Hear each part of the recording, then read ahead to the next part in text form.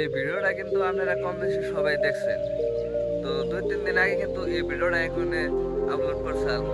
তো রিকিব আর রাকিবের লগে যে মারামারি ভিডিওটা যে এখানে ছাড়ছাল, তো এই কথাটা কথাটা হাসা আর কথাটা মিশা আমি কিন্তু এই ভিডিওতে কয়ে দিব।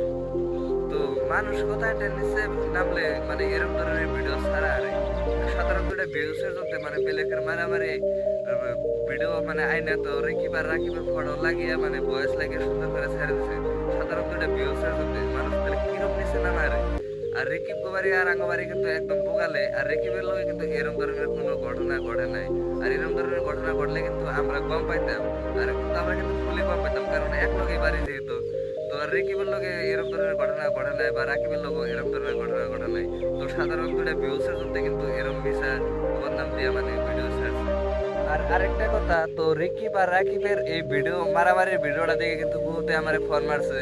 তো ফোন মেরে হোস করছে যে এই ভিডিওটা কি হাসায় নাকি মারামারিটা হাসায় হয়েছে। তো যারা যারা আমার ফোন মারছে তাকে নিয়ে কইতাছি যে এই ভিডিওটা কিন্তু একদম টোটালি মিশে, এই ভিডিওটা কিন্তু হাসা না। তো আজকের ব্লগটা কিন্তু এই পর্যন্ত শেষ।